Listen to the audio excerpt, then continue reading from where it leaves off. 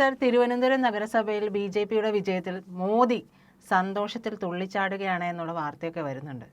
തുള്ളിച്ചാടിയോ ഇല്ലയോ എന്ന് എനിക്കറിയത്തില്ല. മോദി അസാധാരണമായൊരു നടപടി ചെയ്തു.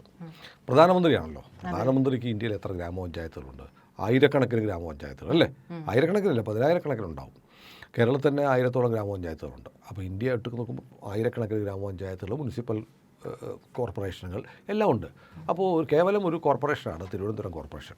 തിരുവനന്തപുരം കോർപ്പറേഷനിൽ BJP വിജയം നേടിയപ്പോൾ നരേന്ദ്രമോദി എന്ന രാഷ്ട്രീയക്കാരനല്ല, ഇന്ത്യയുടെ പ്രധാനമന്ത്രി 3 പോസ്റ്റുകൾ ഇട്ടു. എക്സിൽ 3 ട്വീറ്റുകളാണ്, 3 പോസ്റ്റുകളാണ്. ആദ്യം കേരളത്തിലെ ജനങ്ങളെ അഭിനന്ദിച്ചു. ഈ ഇടതുപക്ഷത്തിൻ്റെ ഭരണം കൊണ്ട് കേരളം മടുത്തിരിക്കുകയാണ്, NDA മാത്രമാണ് കേരളത്തിലെ ജനങ്ങൾ കണ്ടിരിക്കുന്നു എന്ന് പറഞ്ഞൊരു പോസ്റ്റ്. അത് കഴിഞ്ഞപ്പോൾ വീണ്ടും മോദിക്ക് എനിക്ക് സന്തോഷം കൊണ്ടിരിക്കാൻ വയ്യേ എന്ന് പറഞ്ഞ് അടുത്ത പോസ്റ്റ് ഇട്ടിരിക്കുന്നു. കേരളം ഒരു പുതിയ വികസന രാഷ്ട്രീയം തീരുമാനിക്കുകയാണ്.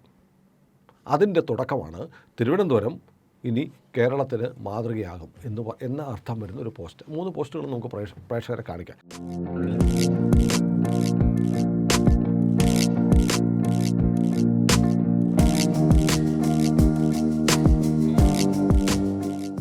മറ്റൊരു പോസ്റ്റ് കണ്ടത് കേരളത്തിലെ BJP വിജയം നേടിയ BJPയുടെ കാര്യകർത്താക്കളെ അഭിനന്ദിക്കുന്ന കൂട്ടത്തിൽ മോദി മറ്റൊന്നുകൂടെ പറഞ്ഞു.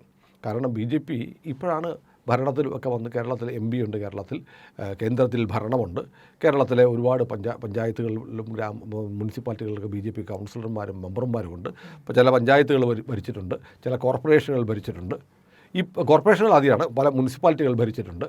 ഇങ്ങനെ BJPക്ക് അധികാരം അല്ലെങ്കിൽ ഏതെങ്കിലും പദവി കിട്ടുന്നതിന് മുമ്പുള്ളൊരു കാലം ഉണ്ടായിരുന്നു. ആ കാലഘട്ടത്തിൽ ഒരുപാട് പ്രവർത്തകർ ഇതുപോലെ നിസ്വാർത്ഥമായി പണിയെടുത്തിട്ടുണ്ട്. ഇപ്പോൾ പ്രവർത്തിച്ച പ്രവർത്തകരെ മാത്രമല്ല, BJPയെ വളർത്തിയെടുക്കാൻ വേണ്ടി സഹായിച്ച പ്രവർത്തകരെയും അഭിനന്ദിച്ചുകൊണ്ടാണ് മോദി മറ്റൊരു ട്വീറ്റ് ചെയ്തിരിക്കുന്നത്. അപ്പം ഞാൻ ആദ്യം പറഞ്ഞ പോലെ ഇന്ത്യയിലെ കേവലം ഒരു നഗരസഭ, അവിടെ ഒരു വിജയം നേടി എന്നതിൻ്റെ പേരിൽ ഇന്ത്യയുടെ പ്രധാനമന്ത്രി ഒരു ട്വീറ്റ് ഇട്ടിരിക്കുന്നു. 1 അല്ല 3 ട്വീറ്റ് ഇട്ടിരിക്കുന്നു എന്നതിൽ നിന്ന് എത്ര വലിയ പ്രാധാന്യത്തോടെ തിരുവനന്തപുരത്തെ BJP അല്ല ഇന്ത്യയുടെ പ്രധാനമന്ത്രി കാണുന്നു എന്നതാണ് അതിൽ നിന്ന് കിട്ടുന്ന ഒരു മെസ്സേജ്. കാരണം തെരഞ്ഞെടുപ്പിന് തൊട്ട് മുമ്പ് രാജീവ് ചന്ദ്രശേഖർ പറഞ്ഞു, BJP അധികാരത്തിൽ വന്നാൽ ഞങ്ങൾ 45 ദിവസത്തിനകം പ്രധാനമന്ത്രിയെ കൊണ്ടുവന്നിട്ട് തിരുവനന്തപുരം കോർപ്പറേഷന് വേണ്ടിയിട്ട് BJP നടപ്പാക്കാൻ പോകുന്ന പദ്ധതികൾ ഇന്ത്യൻ പ്രധാനമന്ത്രി പ്രഖ്യാപിക്കുമെന്ന് പറഞ്ഞാൽ അതൊരു വലിയ ഗ്യാരണ്ടിയാണ്.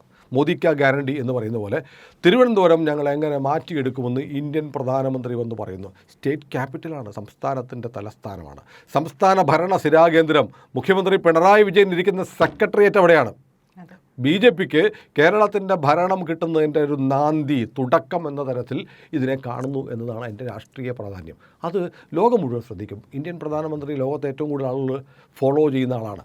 അതുകൊണ്ട് ഈ തിരുവനന്തപുരം എന്ന് പറയുന്ന ഒരു സ്ഥലത്തെ നഗരസഭയുടെ കോർപ്പറേഷൻ്റെ ഭരണം BJPക്ക് കിട്ടിയതിനെക്കുറിച്ച് ഇന്ത്യയുടെ പ്രധാനമന്ത്രി എന്തുകൊണ്ട് 3 തവണ ട്വീറ്റ് ചെയ്തു എന്ന് ലോകത്തുള്ള എല്ലാ ആളുകളും, പ്രധാനമന്ത്രിയായ നരേന്ദ്രമോദിയെ ഫോളോ ചെയ്യുന്ന ലോകത്തെ മറ്റ് രാജ്യങ്ങളുടെ നേതാക്കന്മാർ പോലും ശ്രദ്ധിക്കും. തിരുവനന്തപുരം അതെന്താ സംഭവം? അതെന്താ 3 തവണ ഇന്ത്യയുടെ പ്രൈം മിനിസ്റ്റർ ഇങ്ങനെ ചെയ്തിരിക്കുന്നത്? അപ്പോൾ അതിന് വലിയൊരു പ്രാധാന്യം വന്നിരിക്കുന്നു. BJPയുടെ ഈ വിജയത്തിന് ഒരു അന്താരാഷ്ട്ര പ്രാധാന്യം വന്നിരിക്കുന്നു എന്ന് പറയാം. നമ്മൾ ആലോചിക്കണം, ഒരിക്കലും ഇപ്പോൾ നമ്മളാരും പ്രതീക്ഷിച്ചിട്ടില്ല ത്രിപുര BJPക്ക് അധികാരത്തിൽ വരാം കരുതുമെന്ന് ആരും പ്രതീക്ഷിച്ചില്ല. എത്രയോ കാലങ്ങളായി ഇടതുപക്ഷത്തിൻ്റെ ഭരണം മാറിയിട്ട് വിപ്ലവദാസ് ഗുപ്ത BJPയുടെ മുഖ്യമന്ത്രിയായതിനു ശേഷം ത്രിപുരയിൽ അഗർത്തലയിൽ ഒരു ട്രാഫിക് സിഗ്നൽ ഉദ്ഘാടനം ചെയ്തു. നമ്മുടെ ട്രാഫിക് ജംഗ്ഷനുകളിലെ മറ്റേ ലൈറ്റൊക്കെ കത്തി, പച്ച ചോര മഞ്ഞയൊക്കെ കത്തുന്ന ഒരു സിഗ്നൽ, അത് ഉദ്ഘാടനം ചെയ്തപ്പോൾ കാണാൻ 10,000 പേരാണ് കൂടിയത്. CPM 25 വർഷം ഭരിച്ച, പതിറ്റാണ്ടുകൾ ഭരിച്ച അവിടെ ഒരു ട്രാഫിക് സിഗ്നൽ ലൈറ്റ് പോലും ഉണ്ടായിരുന്നില്ല. അതായിരുന്നു CPM ത്രിപുരയ്ക്ക് കൊടുത്ത വികസനം. ബംഗാളിലും അങ്ങനെയൊക്കെ തന്നെയാണ്. ബംഗാളിൽ ഇപ്പോഴും എന്നോടൊരു സുഹൃത്ത് പറഞ്ഞു, ബംഗാളിൽ പലയിടത്തും ആളുകൾ റെയിൽവേ സ്റ്റേഷൻ്റെയൊക്കെ അവിടെ ചില പൊത്തുകളുണ്ട്. റെയിൽവേ സ്റ്റേഷനുകളുടെ ഈ അടിത്തറ തുറന്നിട്ട് പൊത്തുണ്ടാക്കിയിട്ട് അതിൽ കഴിയുന്ന ആളുകളുണ്ട് ഇപ്പം. അപ്പോൾ അവിടുത്തെ പാർട്ടി ജില്ലാ സെക്രട്ടറി ഇവിടെ പൊറോട്ട അടിക്കാൻ നിൽക്കുന്നുണ്ട്. തമാശയില്ല, കലൂർ ജംഗ്ഷനിൽ പൊറോട്ട അടിക്കുന്ന CPMൻ്റെ മുർഷിദാബാദ് ജില്ലാ സെക്രട്ടറിയാണ്. തമാശയല്ല പ്രജിത, ഞാൻ കൊണ്ടുവന്ന് കാണിച്ചു തരാം. അതാണ് സി പി എമ്മിൻ്റെ അവസ്ഥ. കാരണം സി പി എമ്മിനെ ജലം കാലെ വാരി നിലത്തടിച്ചു. അവർ കേരളത്തിലെ സഖാക്കന്മാർ പറയും കേരളത്തിലെ പാർട്ടി പോലെയല്ല ബംഗാളിലെ പാർട്ടി, അതാണ് പാർട്ടി. ഇവിടെ ഒരു ജില്ലാ കമ്മിറ്റി അംഗമാകുന്ന ആൾ, അത്രയും യോഗ്യതയുള്ള ആളെ അവിടെ ലോക്കൽ കമ്മിറ്റിയിൽ പോലും എടുക്കുകയുള്ളൂ. അത്ര വലിയ പാർട്ടിയാണ് ബംഗാളിലെ പാർട്ടി എന്ന് ഒക്കെ ഈ സഖാക്കന്മാർ തള്ളി മറിക്കുന്ന കൂട്ടത്തിൽ പണ്ട് ഞാനും ഉണ്ടായിരുന്നു. എൻ്റെ ജീവിതത്തിലെ വിലയേറിയ ഒരുപാട് വർഷങ്ങൾ സമയം നഷ്ടപ്പെട്ട എൻ്റെ യൗവന സുരഭിലമായ ഒരു കാലമുണ്ട്. കാരണം കേരളത്തിൽ അങ്ങനെയാണല്ലോ, ചെറുപ്പക്കാർക്ക് ഒരു കാലത്ത് വിപ്ലവം, പ്രണയം ഇതൊക്കെ ഒരു കാലത്ത് വന്നു ചേർന്നില്ലെങ്കിൽ നിങ്ങൾക്കെന്തോ മനോരോഗം ഉണ്ടാകുമായിരുന്നു. എന്നെ മലയാളം പഠിപ്പിച്ച ഭാർഗവൻ പിള്ള സാർ പറഞ്ഞിട്ടുണ്ട്. ഒരു കാലത്ത് അങ്ങനെ പിന്നെ നിനക്ക് വിവരം വെക്കുമ്പോൾ ഇത് രണ്ടും അബദ്ധമായിരുന്നു എന്ന് മനസ്സിലാവുമെന്ന് മലയാളം ക്ലാസ്സിൽ പറഞ്ഞിട്ടുണ്ട്. അപ്പോൾ ഇത് കേൾക്കുന്ന പ്രേക്ഷകർക്ക് അനുഭവങ്ങൾ പങ്കുവയ്ക്കാം കമൻ്റായിട്ട്. ഏതായാലും ഇത് ഞാനീ പറഞ്ഞു വരുന്നത്, അപ്പോൾ അങ്ങനെ വലിയ മാറ്റം ഉണ്ടായി. അത് ഒരു ദിവസം കൊണ്ടുണ്ടാക്കിയില്ല.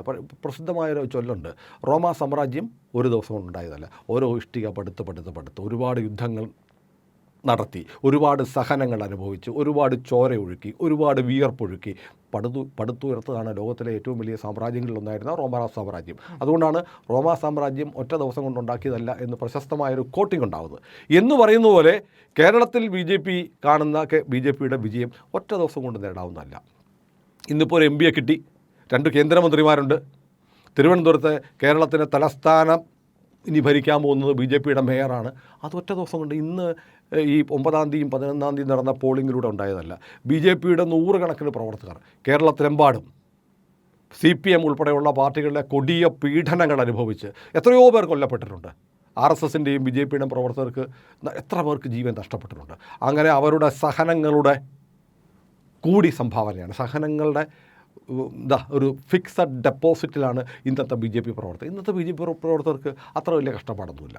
അവർക്ക് അത്യാവശ്യം BJP എന്ന് പറയുമ്പോഴത്തേക്ക് അവർക്ക് എല്ലാ സൗകര്യങ്ങളും ലഭിക്കുന്ന ഒരു പരിതസ്ഥിതി ഉണ്ടാക്കിയത് ഒന്നുമില്ലാതിരുന്ന കാലത്ത്, ഒരു പഞ്ചായത്ത് വാർഡിൽ പോലും ജയിക്കാൻ പറ്റുമെന്നുള്ള പ്രതീക്ഷ പോലും ഇല്ലാതിരുന്ന കാലത്ത് പട്ടിണി കിടന്ന് ആട്ടും തുപ്പും കൊണ്ട് മർദ്ദനങ്ങളും കൊലക്കത്തിയും ഏറ്റുവാങ്ങി പ്രവർത്തിച്ച പ്രവർത്തകരുടെ സഹനം കൊണ്ടാണെന്ന് പ്രധാനമന്ത്രി ഈ ട്വീറ്റിൽ ഓർമ്മിപ്പിക്കുന്നുണ്ട്. കേരളത്തിലെ BJP പ്രവർത്തകർ ഇതൊരു വലിയ മാറ്റമാണ്. കാരണം തിരുവനന്തപുരം നഗരം ഭരിക്കുക എന്ന് പറഞ്ഞാൽ അത് ലോകം മുഴുവൻ കാണുന്നത് കേരളത്തിൻ്റെ ക്യാപിറ്റൽ സിറ്റി ഇനി അടുത്ത 5 വർഷം BJP എങ്ങനെ കൊണ്ടു നടക്കും എന്നുള്ളതാണ്.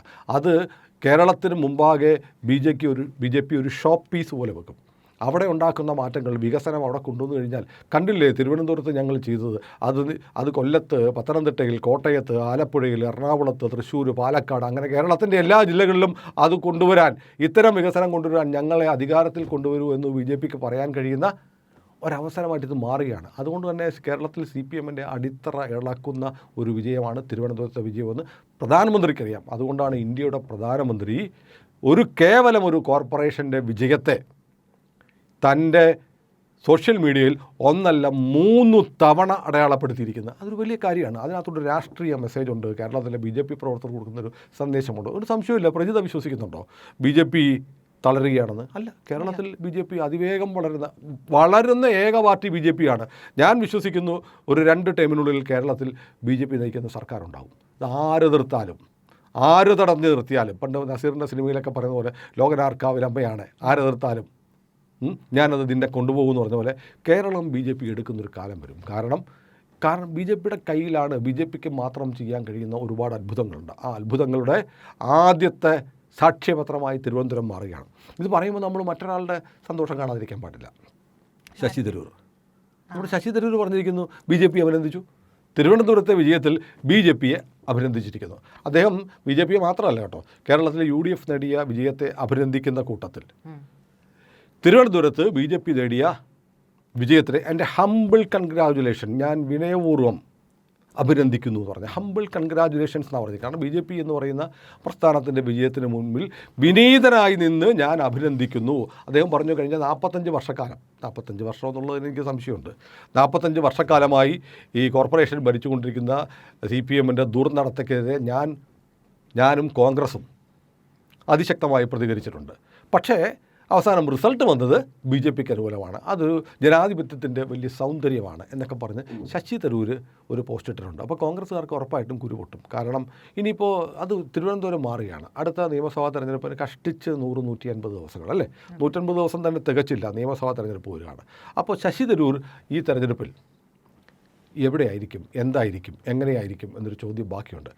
അപ്പോൾ ഞാൻ മനസ്സിലാക്കുന്നതും ചിലരൊക്കെ പറഞ്ഞു കേൾക്കുന്നതും പല രാഷ്ട്രീയ നിരീക്ഷകരും പറഞ്ഞിട്ടുള്ളത് BJP തെരഞ്ഞെടുപ്പിനെ നേരിടുന്നത് കേരളത്തിൽ വളരെ പോപ്പുലറായ, വളരെ സുപരിചിതരായ, തിരുവനന്തപുരംകാർക്ക് സർവ്വസമ്മതനായ ഒരു മുഖ്യമന്ത്രി സ്ഥാനാർത്ഥിയെ അവതരിപ്പിച്ചുകൊണ്ടായിരിക്കും. ആ മുഖ്യമന്ത്രി സ്ഥാനാർത്ഥിയുടെ പേര് ശശി തരൂർ എന്നായിരിക്കുമെന്ന് പലരും പറയുന്നത്, പല പ്രവചനക്കാരും പറയുന്നു, രാഷ്ട്രീയ പ്രവചനക്കാർ. കാരണം കോൺഗ്രസ്സിന് ഇനി ശശി തരൂരിനെ അങ്ങനെ സഹിക്കാൻ പറ്റില്ല. ശശി തരൂർ മടുത്തു. എന്തിനാണ് ഇതുപോലത്തെ കുടുംബ വാഴ്ച? തരൂർ ചോദിച്ചില്ലേ, ഇങ്ങനെ കുടുംബവാഴ്ച കൊണ്ടുവരുമ്പോൾ പാർട്ടിയുടെ ക്വാളിറ്റി പോകും.